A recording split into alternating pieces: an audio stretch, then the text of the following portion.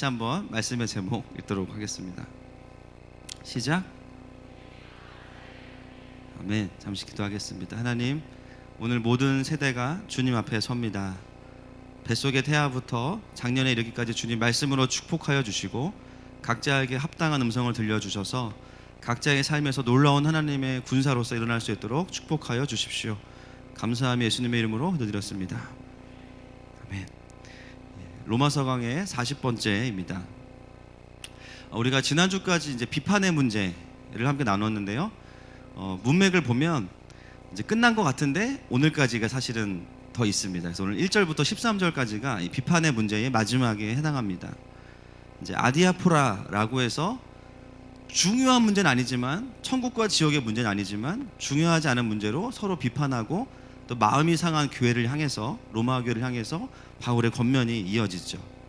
처음에는 중요한 것으로 인해서 서로 비판하지 말라는 메시지를 나누었고요. 그 다음에는요, 우리가 비판으로 이기는 자가 아니라 무엇으로 이긴다? 내 안에 성령 안에서 의와 평강과 희락. 할렐루야. 옳고 그름의 문제가 아니라 존재의 문제라는 거예요. 그리고 나서 나눈 것이 무엇이었냐면, 믿음이 강한 자가 할 일은 연약한 자와 함께 하면서 그러나 페이스에 휘말리지 않고 내 믿음을 지키는 거. 그게 지난주 메시지였죠. 그래서 오늘은 그 믿음의 강한 자는 어떤 자이고 그 열매가 무엇인지를 함께 나누려고 합니다. 이제 우리의 고민은 뭐냐면요, 과연 나는 믿음이 강한 자인가 약한 자인가 라는 것이죠. 나는 믿음이 강하다고 생각하시는 분 손 들어보시겠어요? 분위기상 못 드시겠죠? 난 믿음이 약하다. 나는 믿음이 애매하다. 손 들어보세요. 애매한 분들 많으세요. 사실 우리가 항상 고민하는 게 뭐냐면요, 내가 믿음이 어느 정도인지가 참 헷갈린다는 거예요.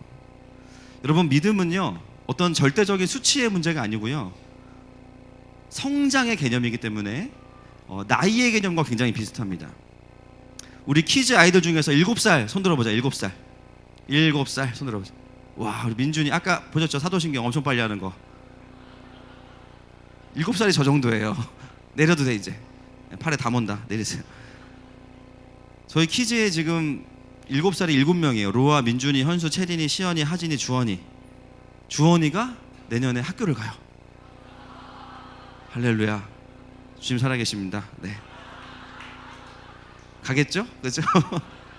갈 수 있도록 기도해 주시고, 요즘 많이 주원이가 정말 점점 성화가 되고 있어요. 지금 이 7살들은 키즈에서는 완전히 고참이에요. 맞지 얘들아? 고참이 뭔지 모르는구나. 제일 형이랑 누나예요. 그죠? 제일 형이랑 누나. 7살짜리들이 4살 반 누굴까요? 4살 반. 아까 여기서 막 이렇게 들어있는데 해야 주찬이, 하임이, 이런 아이들을 보면 얼마나 귀엽겠어요. 나도 교회 기저귀하고 올 때가 있었는데 너 참 답답하겠다. 그런 마음이 올라오지 않겠습니까? 타요를 보면서 막 좋아하는 걸 보면서, 아이고 어린 것들, 나도 한때 타요를 좋아했어. 지금은 시시해. 팽이 정도는 돌려줘야지. 이러고 있을 거야. 그런데 여러분, 7살 친구들이요, 내년에 6학년 이제 주니어로 올라가면 어떻게 되냐면은 막내가 돼요. 자, 내년에 6학년 손 들어봐. 내년에 6학년. 내년에 6학년. 하민이, 예주, 민재, 강현이, 이런 친구들이 6학년. 그죠? 수피도 내년 6학년이에요. 갑자기 6학년들 앞에 서면 지금 고참이었던 이 7세반 아이들은 굉장히 귀여워집니다. 그죠? 분위기가 달라져요. 또 지금 주니어에서 유스 올라간 우리 친구들은 이제 중1이 되면서 갑자기 이제 언니들이 많아졌어요. 그죠? 분위기가 달라요. 그죠? 여러분, 저희 둘째 아들이 집에서 가끔 둘째 아들이 그런 찬양을 해요. 달리다고. 소녀야 소녀야. 6살짜리가 소녀라 그러면 그 소녀는 몇 살일까요? 자기가 남자인지 여자인지도 모를 거예요. 그 소녀는. 그죠? 여러분, 나이라는 개념은 이런 개념입니다. 그 믿음은 어떤 개념이냐면 상대적인 거예요. 어떤 사람하고 있으면, 나보다 연약한 사람과 있으면 내가 믿음이 강한 사람, 나보다 믿음이 더 강한 사람과 있으면 내가 그 사람께 용납을 받으면서 내가 믿음이 약한 자가 됩니다. 이것은 상대적인 개념이라는 것이죠. 때로는 나도 약하다고 생각하는데요, 나보다 더 믿음이 연약하거나 예수님을 이제 막 믿은 사람들과 있으면 내가 그들을 도와줘야 되고 그들의 연약함을 기다려줘야 될 때가 있겠죠. 때로는 내가 막 옳다고 막 강하게 열변을 토하는데 그런 나를 묵묵히 받아주는 사람들이 있습니다. 그 사람은 어떤 사람이에요? 나보다 믿음이 강한 사람이에요. 자기 주장이 센 사람이 믿음이 강한 게 아니라 존재로 넉넉히 받아주는 사람들이 믿음이 강한 사람입니다. 좀 더 본질에 충실하고 그 안에서 자유함을 누리는 사람들이 믿음이 강한 사람들이죠. 맞습니까? 그래서 여러분, 교회는 어떤 곳이냐면요, 서로 그 믿음의 강함과 약함이 계속 반전이 일어나면서 이 안에서 그 다이나믹이 엄청나게 일어나는데, 결론은 뭐냐면 함께 성장하는 공동체, 함께 하나님과 친밀해지고 함께 하나님의 임재 앞으로 더 가게 되고 하나님의 일하심을 더 경험하게 되는 곳이 교회입니다. 그래서 교회는요, 믿음이 강한 사람들만 있으면 절대 안 돼요. 불가능해요. 그 개념은 다 섞여 있는 거죠. 건강한 교회는요, 다 성령 충만하면 좋겠지만 사실 그러라고 하나님께서 만드신 게 아니라 연약한 자들이 와서 오히려 믿음이 강한 자들을 더 세워주고, 맞습니까? 섬기면서 믿음이 더 세워집니다. 그런 것이 바로 교회인 것이죠. 하늘마음 함께는 그런 성장하는 믿음의 공동체가 되기를 축복합니다. 그래서 오늘 우리가 나눌 것은 두 가지인데요, 믿음이 강한 자로서 살아가고 있다는 증거가 두 가지가 오늘 본문에 있습니다. 두 가지를 나누고, 그리고 그 삶의 결론을 나누면 이제 이 아디아포라, 중요한 문제는 아니지만 그러나 관계의 문제의 결론이 뭔지를 나누면 진도를 마치게 됩니다. 믿음이 강한 게 사실은 중요하죠. 우리가 강하고 싶죠. 그런데 중요한 건 뭐냐면 믿음이 강해지는 게 중요한 건 아니에요. 강해지는 게. 여러분, 돈을 많이 버는 게 중요한 건 아니에요. 맞습니까? 아니라고 하시네요. 네, 많이 버세요. 중요한 건 많이 벌어야죠. 네, 많이 버는데 어떻게 쓰냐가 더 중요하죠. 간증을 들어보면요, 이게 이상한 간증이 있어요. 돈을 많이 벌었다 하루 끝나요. 주님이 축복해 주셔서 돈을 많이 벌었다. 어쩌라는 거죠. 중요한 건 뭐예요? 많이 벌었으면 하나님 나라를 위해 써야죠. 아멘입니까? 하나님 나라와 연약한 자들을 위해 흘려보낼 때 그게 진짜 간증이죠. 여러분, 믿음이 강한 것은요, 자랑하기 위함이 아니라 그것을 가지고 영혼들을 섬기기 위해서 믿음이 강해져야 됩니다. 그래서 오늘은 우리의 믿음이 강할 때 우리가 어떤 증상, 어떤 열매가 있는지를 함께 좀 볼 텐데요, 3절 말씀을 같이 보겠습니다. 시작. 그리스도께서도 자기를 기쁘게 하지 아니하셨나니 기록된 바 주를 비방하는 자들의 비방이 내게 미쳤나이다 함과 같으니라. 아멘. 이 말씀은 다윗의 고백인 시편을 인용한 것입니다. 여러분, 다윗은 엄청난 예배자고요, 그리고 골리앗을 이기고 사실 큰 잘못이 없어요. 그런 다윗이 뭐라고 고백하냐면, 그렇게 하나님 앞에서 참 잘 살았지만 그럼에도 불구하고 주를 비방하는 자들의 비방이 내게 미쳤습니다 라는 거예요. 비방을 받았습니다 라고 말하는 거죠. 그 비방은 하나님을 향한 비방을 다윗이 대신 받은 겁니다. 여러분, 믿음이 약할수록 어떤 현상이 있냐면요, 다 그런 건 아닙니다. 신앙생활을 한 지 얼마 안 됐거나 믿음이 약할수록 오히려 난 연약해 이렇게 고백하는 사람 많지 않아요. 이미 그걸 아는 것 자체가 믿음이 강하신 거고요, 대부분은 율법과 내 의가 여전히 많기 때문에요, 비방이 많아질 수 있어요. 또 교회를 잘 나가보지 않은 사람들은 교회에 대해서 좋지 않은 이야기들만 몇 가지 들은 걸 가지고 비방을 할 수가 있어요. 저를 생각해 보면 저도 이제 20살 때 하나님 만나고 나서 이제 20년 정도 됐는데, 초창기 저의 신앙의 모습은 굉장히 열정이 있지만 굉장히 저의 의에 가득 차 있었기 때문에 저와 같이 신앙생활을 안 하는 사람들은 엄청 정죄했어요. 그리고 다 막 지옥 갈 것 같고, 막 교회는 이상한 것 같고, 내가 다 옳은 것 같고, 또 이해가 안 되는 게 많다 보니까 이런 부분 저런 부분들을 비방한 적들이 많습니다.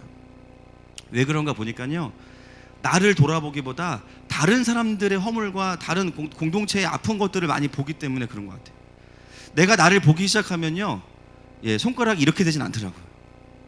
이렇게 되죠. 차라리 이렇게 되고, 나의 어떤 연약함들을 보기 시작하면 그런 비방들이 사그라드는 것들을 경험하게 됩니다. 내가 은혜를 받았음에도 또 은혜가 필요하다는 것을 인정하는 순간 우리는 그 비방의 삶이 자연스럽게 멈추어지기 시작해요. 사그라들기 시작합니다. 그 지각이 생길 때까지의 시간은 각자마다 달라요. 어떤 사람은 한 번에 딱 끝나는 사람도 있고요. 어떤 사람은 천천히 바뀌는 사람도 있습니다. 중요한 건 뭐냐면 믿음이 성장하면서 비방하는 삶을 사그라들게 된다는 것이죠. 그래서 우리가 때로는 비방을 할 때 맞는 말 같은데요, 그게 내 의에 기반한 것이 되면 다른 사람을 살리는 게 아니라 찌르게 돼요. 맞는 말인데 사람을 살리지 못해요. 죽여요. 정죄하고. 그런데 여러분 돌아보면 내가 성장하면서 수없는 비방들을 할 때 누가 받아주었는가? 내 주변에 묵묵히 믿음이 강한 사람들이 있었어요. 교회의 리더십들, 교회의 어른들, 나보다 먼저 믿고 이 과정을 거쳤던 사람들이 그 혈기등등한 나의 모습을 그냥 그러려니 하고 기다려주고 받아줬어요. 여러분, 믿음이 성장하고 있다는 증거, 내가 믿음이 강한 자의 자리에 있다는 증거는 뭐냐면요, 비방을 하던 자리에서 어느 순간 비방을 들어주는 자리에 와 있다면 여러분의 믿음은 성장하신 겁니다. 기분은 별로 안 좋으시죠? 그러나 말씀은 그렇게 이야기하고 있어요. 때로는 여러분, 우리가 한 명의 교회의 멤버십이지만 여러분 세상에 나가시면 놀랍게도 국가대표입니다. 하나님 나라의 국가대표예요. 직장에 아무도 예수님을 안 믿어요. 나 혼자 교회 다녀요. 그러면요, 그 순간 나는 교회의 대표성을 띠고 그곳에 있게 되는 국가대표가 되는 거죠. 때로는 교회에 대한 부정적인 시각을 가진 친구들 개모임에서 나 혼자만 크리스찬일 수도 있고, 그럼 어떤 일이 벌어집니까? 사람들이 모이면 교회에 대한 궁금한 거나 또 안 좋다고 느꼈던 것들을 우리에게 다 물어봐요. 그러면 어떻게 되냐면요, 그 비방들을 우리가 받게 되는 거예요. 내가 한 일도 아닌데 내가 답변해야 되고 내가 이야기해 줘야 되고. 또 직장에서 대부분 교회를 안 다니고 나 말고도 한두 명은 더 교회 집사라는 타이틀을 가진 분들이 있어. 근데 보면 그분들의 삶이 너무 집사가 아니야. 뭐 임재는 둘째치고 삶과 인격도 엉망이에요. 전혀 하나님 나라의 영업에 도움이 안 되는 분들이 계세요. 근데 우린 뭡니까? 따라합시다. 도시선교사. 우린 도시선교사잖아요. 그분들을 보면서 야, 저 집사님이 천국 갈 수 있을까? 이런 생각이 들 정도인데 결국은 뭐냐면요, 그 모든 비방들을 다 누구한테 가지고 오냐면 나한테 가지고 온다는 거예요. 하나님 나라의 백성으로 마음을 먹고 살려고 하니까 모든 비방이 나에게 옵니다. 내가 실수하는 것부터 실수하는 다른 크리스찬들의 행태와 여러 가지 비방을 내가 받아야 되는 상황이 생겨요. 여러분, 그게 곤란한 상황이 아니고요, 우리가 믿음이 강한 자의 포지션에 있다는 강력한 증거입니다. 야, 내가 이전보다 믿음이 더 세워졌구나. 여러분, 한번 이 기준 앞에서 삶을 돌아보세요. 전에는 교회를 다니면서도 교회를 비방하거나 불평과 불만이 있었을 때가 있었을 것입니다. 그런데 이제는요, 그런 것으로 해서 힘들어하는 자들의 말을 들어주는 자리에 있다면 우리의 믿음은 한 단계 더 성장한 거죠.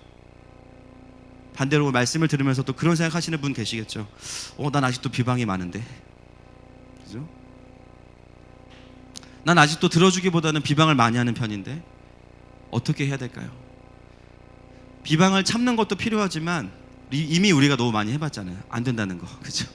참으면 실실 새 나옵니다, 비방이, 그죠? 가장 추천드리고 싶은 방법은 뭐냐면요, 이 문제는 믿음의 문제이기 때문에 믿음이 성장해야 해결돼요. 맞습니까? 그럼 믿음이 어떻게 성장하죠? 하나님의 말씀. 여러분, 비방을 안 할 수는 없지만 참으시면서 가장 중요한 게 뭐냐면 말씀의 자리에 나오십시오. 하나님의 임재의 자리에 나오십시오. 하나님의 말씀 안으로 들어가셔야 됩니다. 그러면요, 어느 순간 내가 비방했던 것들 속에 하나님의 손길이 보이고요. 전에는 교회에 오면 목회자와 사람만 보였는데 어느 순간 하나님이 보여요. 할렐루야. 그러면서 자연스럽게 내 입술은 비방이 아니라 하나님을 향한 경배의 열매를 맺게 될 것입니다.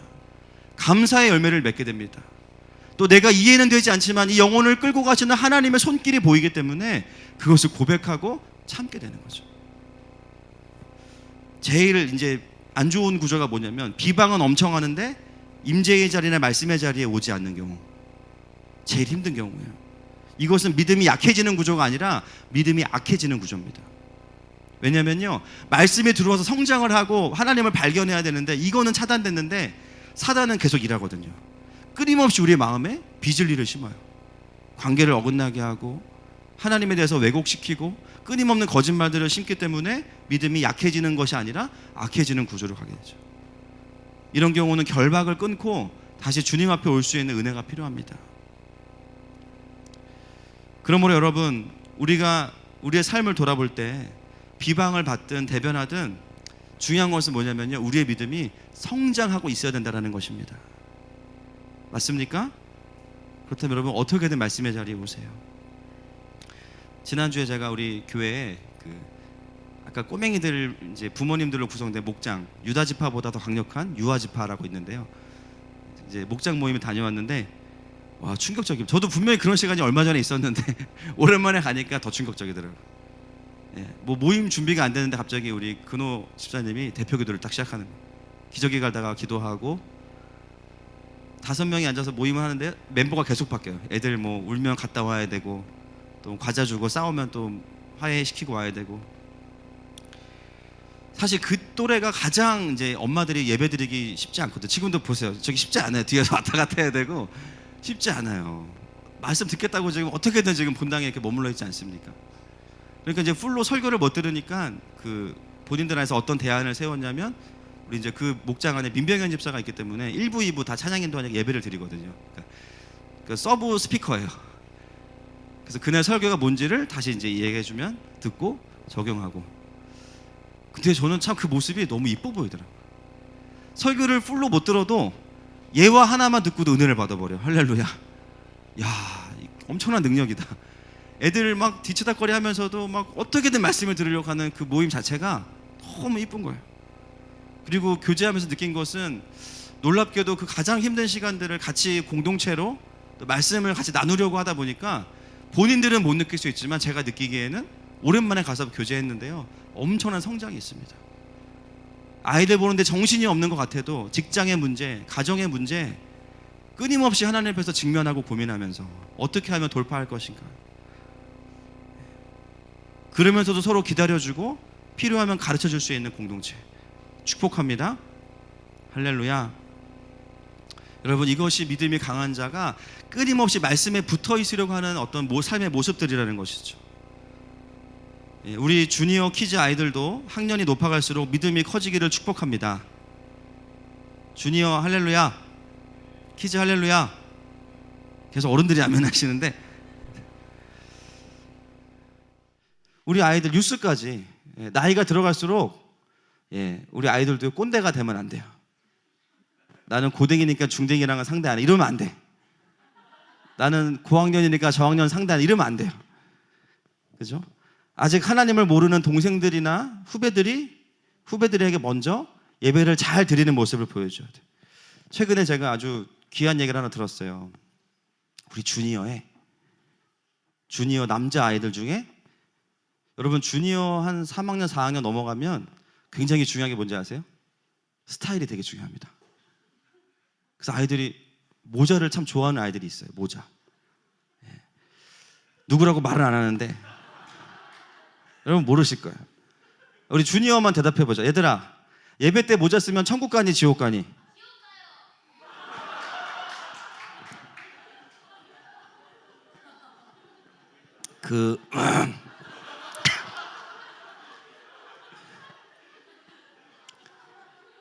구원론 다시 한번 우리 유스캠프 어린이 제자 캠프를 2회 정도 더 수료할 수 있도록 지도 부탁을 드리겠습니다.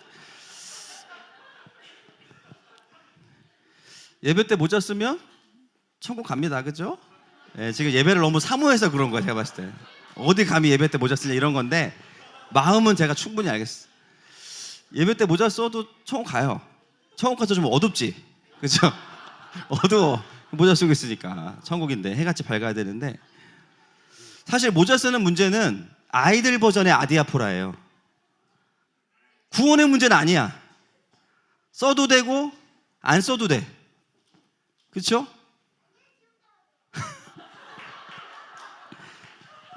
제가 다른 건 모르지만 쟤는 반드시 천국 갑니다. 네. 근데 우리 형들 중에 몇 명이 얼마든지 쏠 수 있어요, 모자를. 근데 좀 더 전도사님과 눈을 마주치기 위해서, 또 다른 친구들을 위해서 멋지게 모자를 벗었다. 이거는 스타일을 포기한 거야. 거의 성육신이야. 할렐루야. 야, 제가 그 얘기 듣고 진짜 감동받았어요. 야, 얘네들은 뭘 아는구나. 자기의 스타일을 포기하다니. 너무 멋져. 할 수도 있고 안 할 수도 있는데 순종하는 마음으로. 진짜 잘한 거예요. 비슷한 예화가 있는데요. 제가 아는 찬양 목사님이 있습니다. 나이가 50대 초반이에요.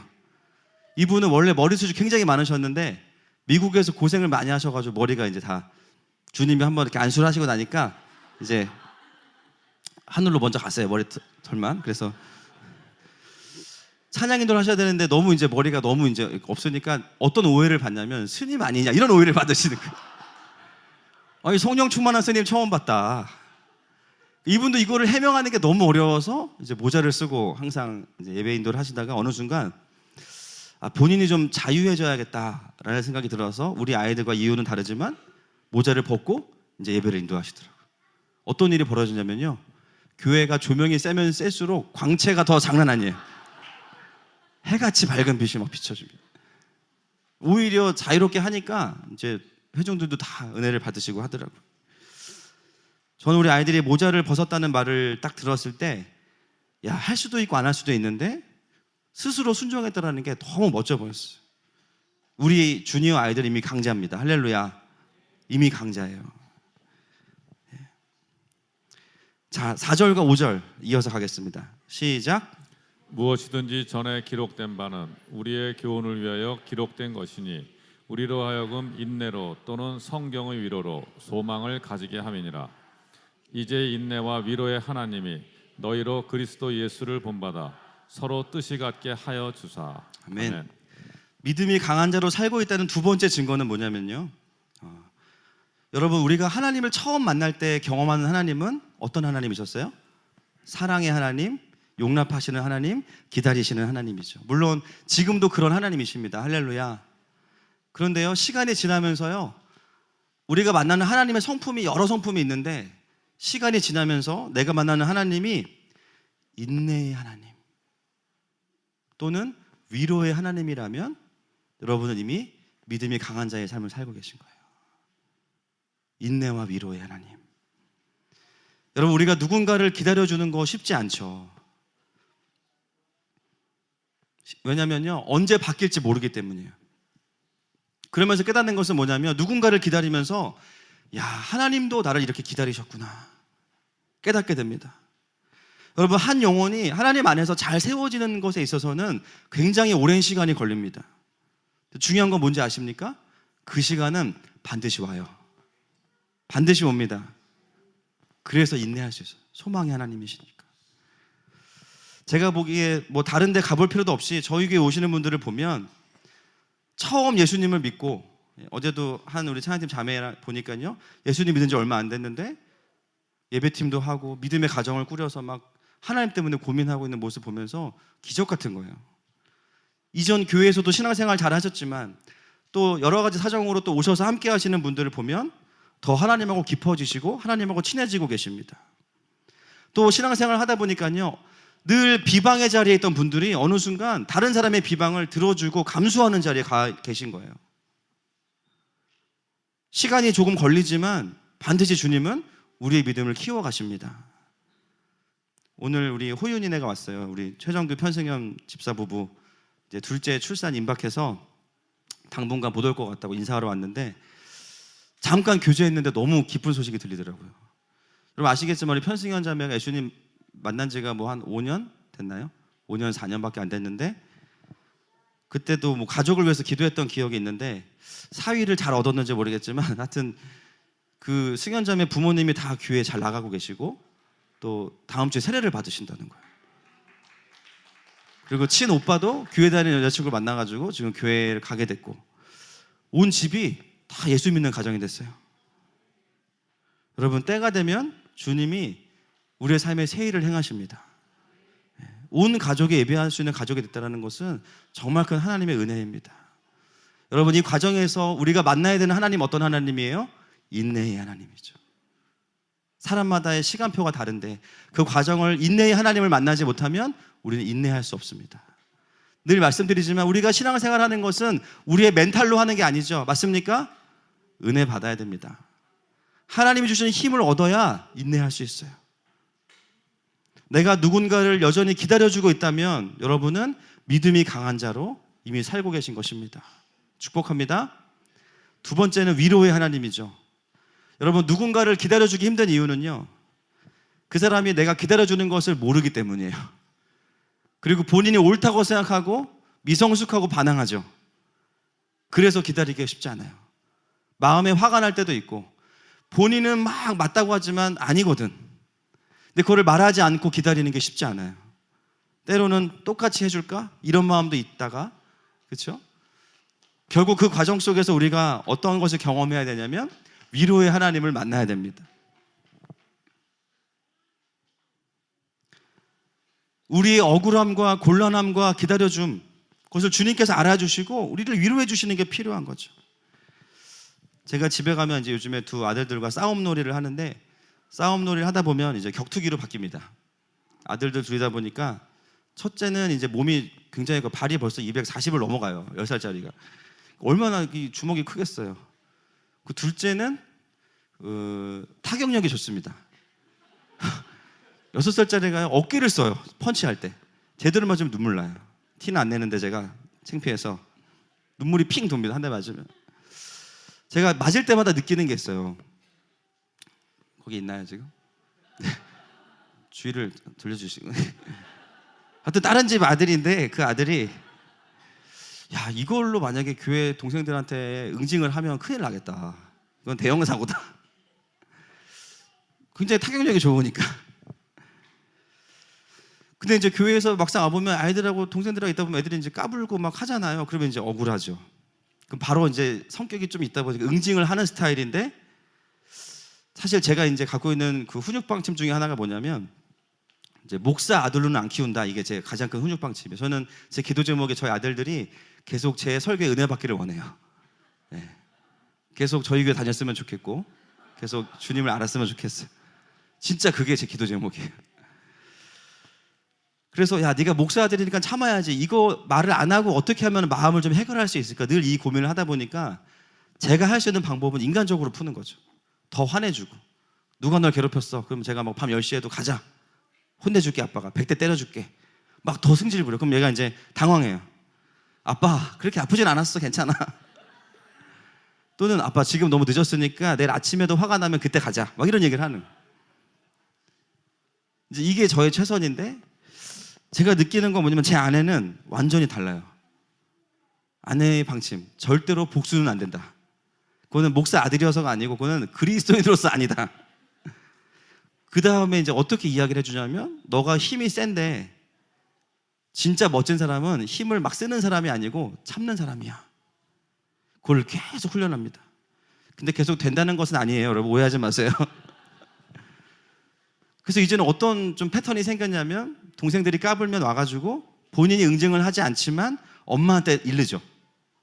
구체적으로 누가 자기에게 어디를 때렸고 뭘 어떻게 가격을 했고 뭐라고 얘기했고.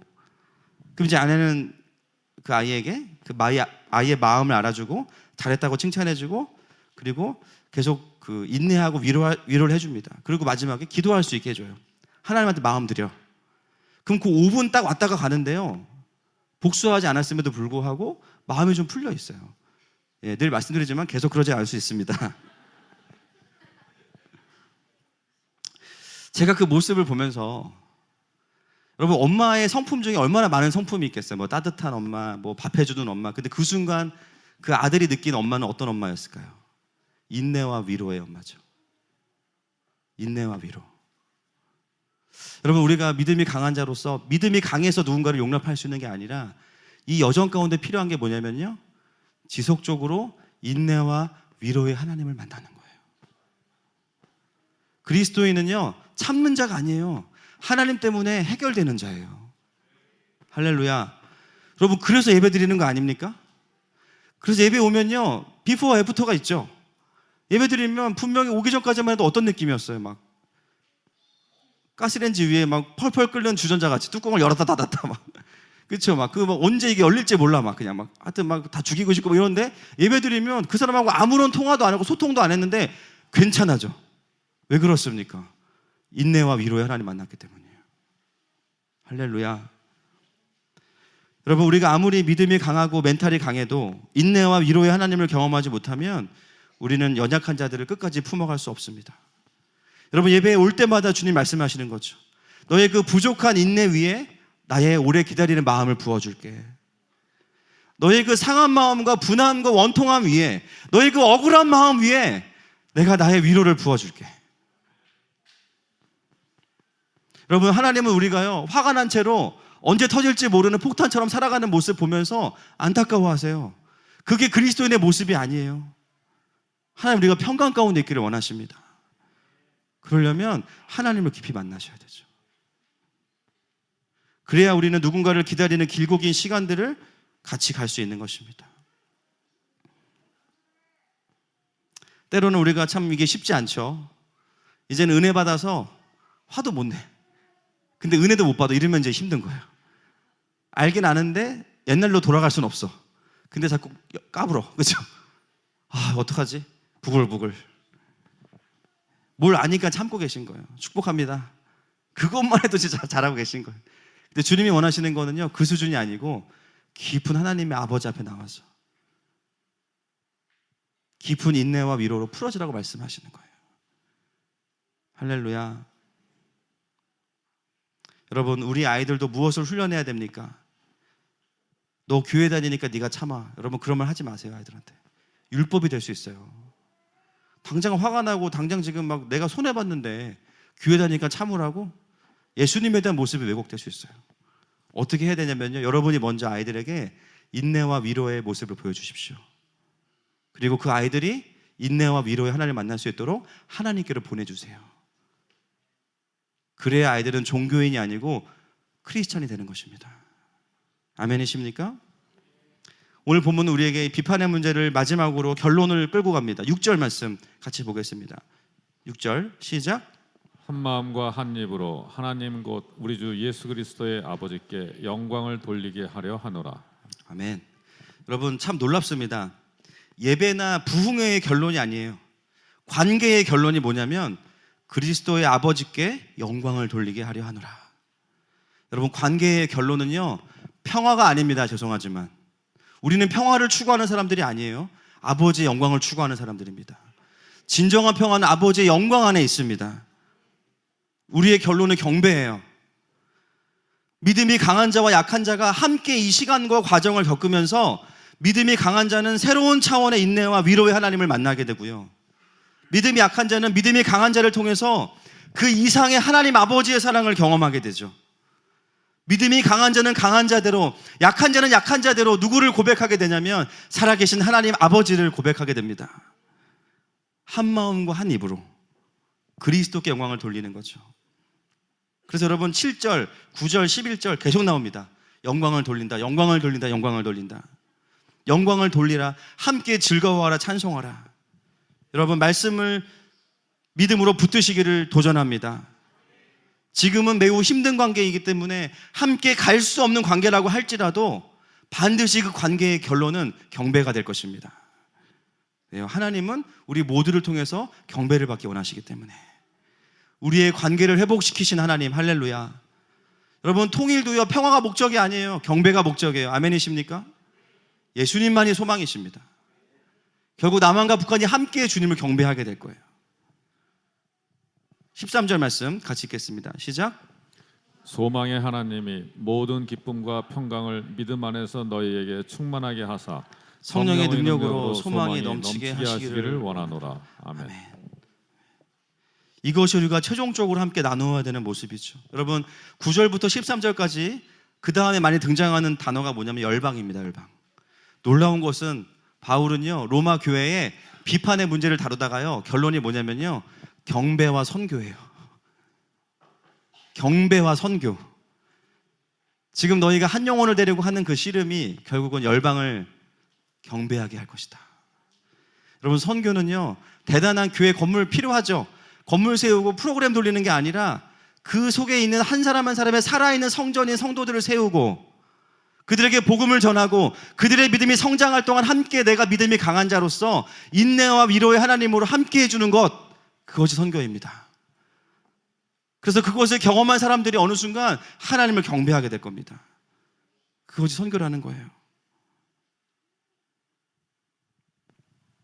그 결과는 온 열방이 한 마음과 한 입으로 주님을 경배하게 될 것입니다.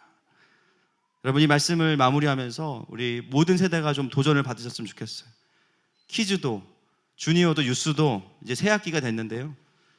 학교 친구들, 뭐 전도한 친구들 좀 있어요, 보니까. 함께 좀 친구들에게 예수님을 소개했으면 좋겠고, 또 친구들이 교회가 처음이라 낯설 수 있지만 함께 예배하면서 갈 수 있도록 여러분이 한번 해보면 참 좋을 것 같아요.